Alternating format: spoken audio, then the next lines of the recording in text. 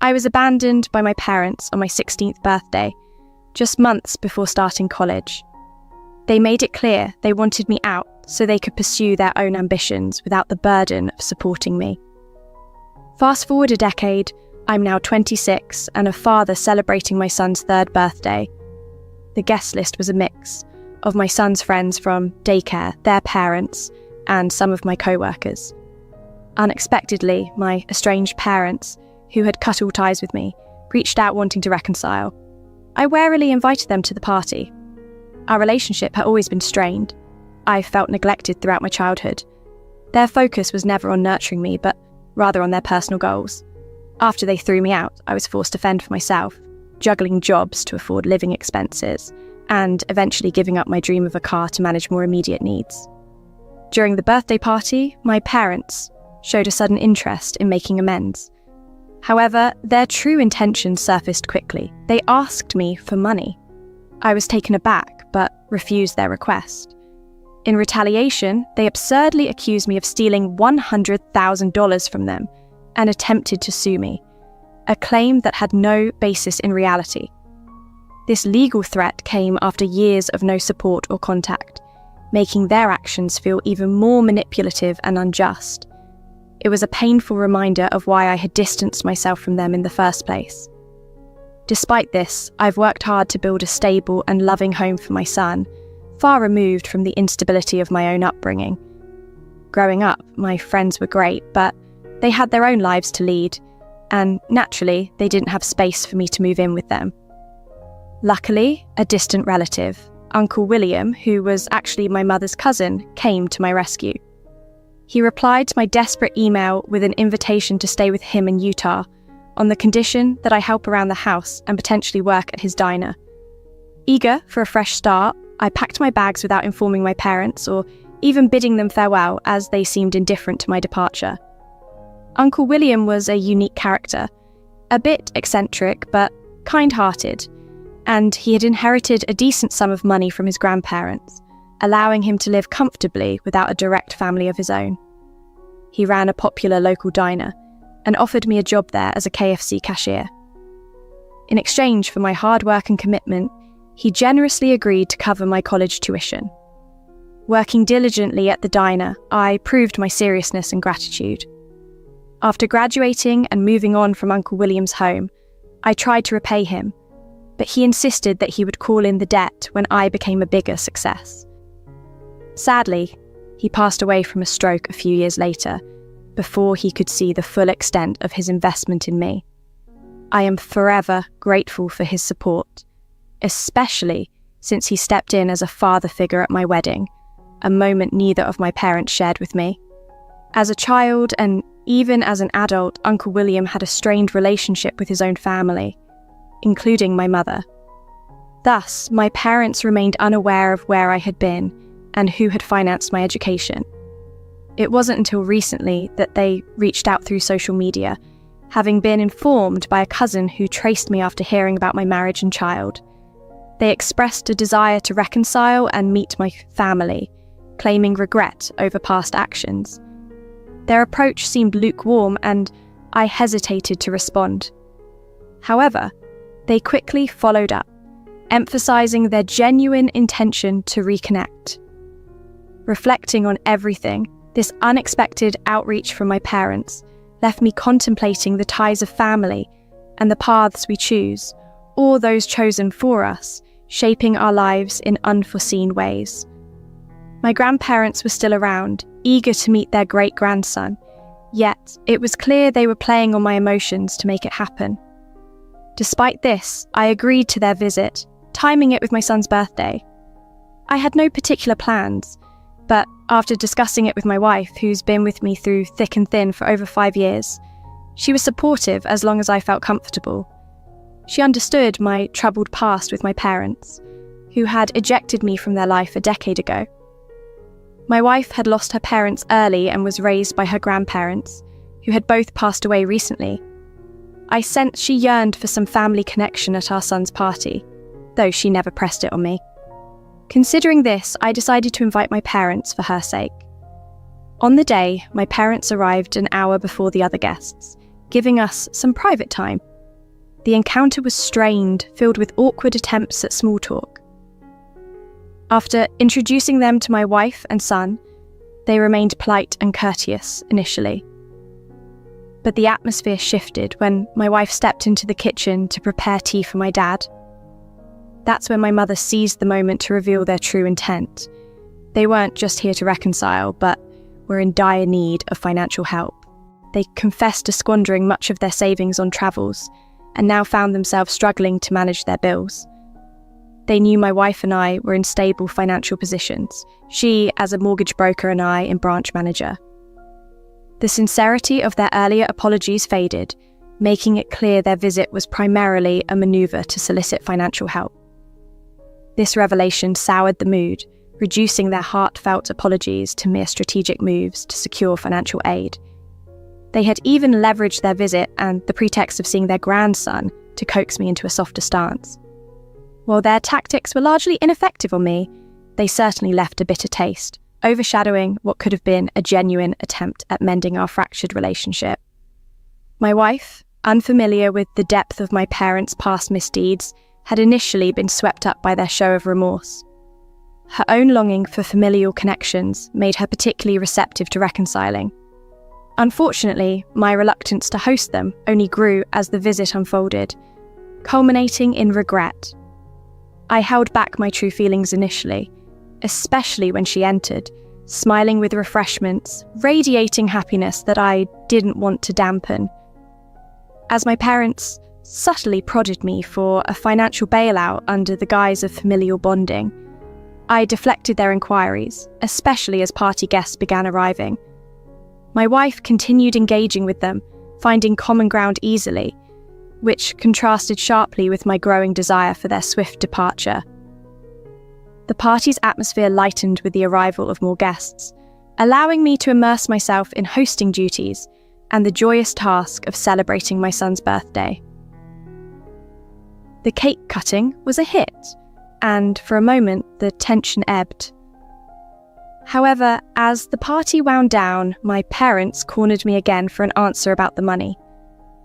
Overwhelmed, I blurted out a sharp response and redirected them to mingle in the living room. Feeling cornered and needing to clear the air, I decided to address the elephant in the room. I gathered everyone and began what I intended as a candid speech about my turbulent past with my parents. While aiming to keep the tone light, I recounted how they had once expelled me from their lives, leading to a decade of silence, only broken recently by their desire to connect with their grandson, a gesture I suspected was motivated by their current financial woes. My narrative, sprinkled with humour, seemed to amuse the guests, though it visibly embarrassed my parents. My wife maintained a neutral expression throughout.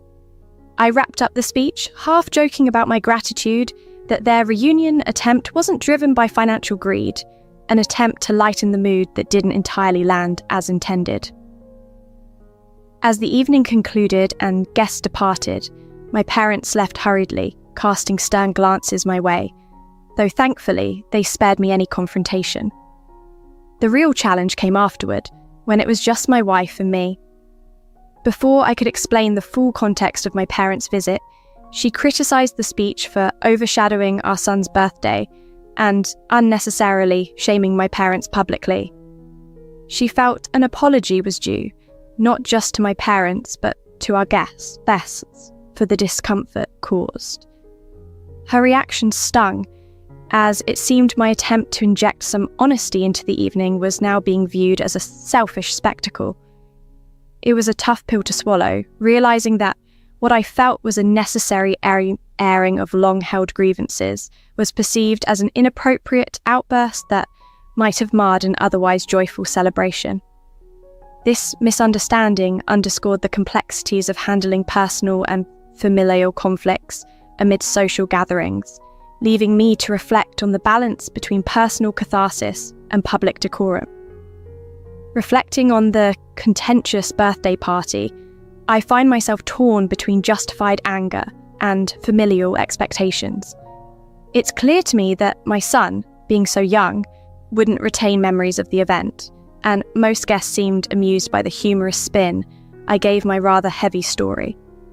My intent was to expose my parents' true characters, especially given their recent disappointing actions and previous estrangement. However, the fallout was immediate and intense. My wife, who initially encouraged the idea of inviting my parents hoping for reconciliation, was deeply upset by how I chose to handle the situation. She insisted I apologise to everyone for what she deemed inappropriate behaviour on a day that should have celebrated our son. I felt my stress peak, compounded by her reaction, which seemed disproportionate given that no guests expressed discomfort. Her response felt like a dismissal of my feelings, especially after she learned why my parents had really come. To ask for money, not merely to reconnect. In the heat of the moment, I argued that she was the one who had wanted them there, hoping she'd share some of the emotional burden. Unfortunately, my frustration only upset her more, leading her to tears. I tried to comfort her, but she accused me of being self-involved and hypocritical, a blow that led her to isolate herself in the guest bedroom since. Since that night, our home has been silent, with her unwilling to speak to me unless I apologised to our guests. But inside, I don't believe I was out of line. No guests have commented negatively on the incident, and I haven't heard from my parents either. It feels like my wife might be amplifying the situation in her mind, fearing judgment that isn't there. I'm stuck between wanting to maintain peace and feeling the need to stand my ground. I did invite my parents primarily for her, managing to keep my cool, initially despite their pressure. But when pushed too far, I responded the only way that felt right at the moment, revealing their true intentions publicly. This situation reveals deeper issues. My long-standing resentment towards my parents for abandoning me, and the fresh wounds from their latest betrayal. My wife's reaction, while meant to preserve decorum, overlooks the complexity of my feelings and our shared past experiences with my parents. I'm left pondering how to bridge this gap with my wife. I believe understanding and compassion should go both ways. I wish she could see that my outburst wasn't just about the party or our guests, but a culmination of years of suppressed hurt and disappointment. Reconciliation within our family, both immediate and extended, requires a deeper empathy for these entangled emotions. And I hope we can find a way to discuss this openly, beyond the surface tensions. I realised I could apologise to my wife for calling her self-involved.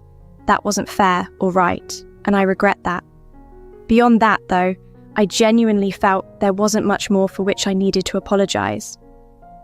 I could perhaps extend an apology to our guests if necessary, but I stood firm on not owing one to my parents, especially not after their attempt to use my son's birthday as a leverage for financial support following a decade of estrangement. After seeing mixed opinions on my initial story, I decided it was crucial to clear the air directly with my wife, since that's the foundation of a healthy marriage. It had been 3 tense days of silence and sleeping separately since the party, an arrangement that hardly went unnoticed, even if our young son might not fully grasp the situation. This morning, before heading to work, I approached her. Thankfully, she was willing to engage. Our son was busy with his breakfast, giving us a moment of privacy. I apologised for my harsh words during our last argument, but expressed that I didn't believe the party was ruined by my speech, as nobody had even mentioned it afterward. Not the guests, not even my parents. I explained as gently as I could that I felt she might have overreacted. To my relief, she agreed. She admitted that once her initial anger had subsided, she recognised that she had been selfish and not fully considerate of my feelings. She acknowledged that she had influenced the decision to invite my parents more than she had admitted, aiming for a picture-perfect family scenario she deeply desired but hadn't explicitly voiced. She confessed that her reaction was tied to her own deep-seated needs. Having been raised by her grandparents after her parents' early deaths, she yearned for our son to enjoy a close-knit family experience.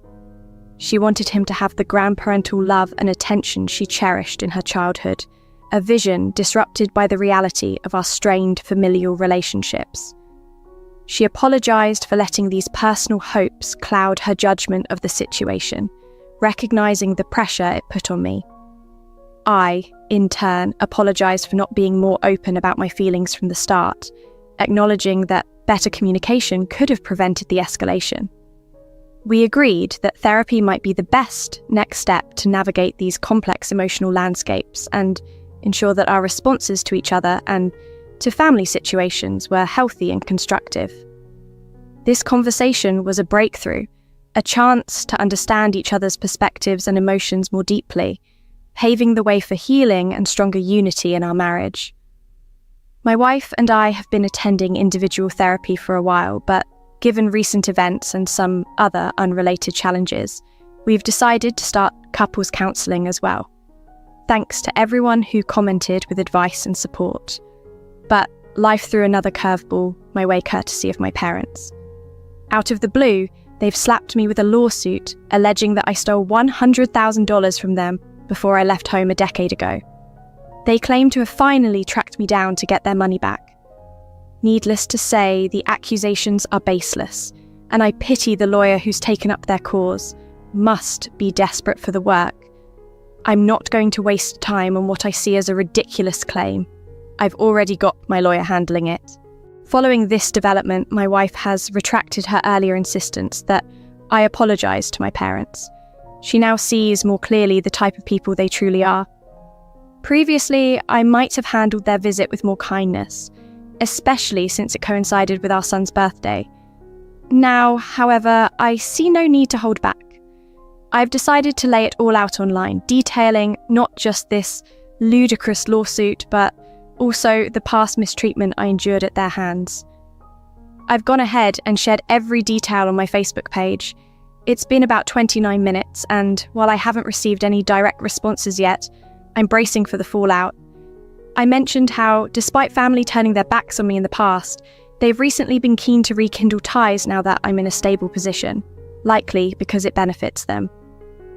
My job in branch manager, potential connections, it all adds up to opportunistic motives for their newfound friendliness. After 5 days, the reaction has been intense. My parents freaked out over my posts, bombarding me with calls trying to get me to delete them. I held firm until they texted, promising to drop their lawsuit.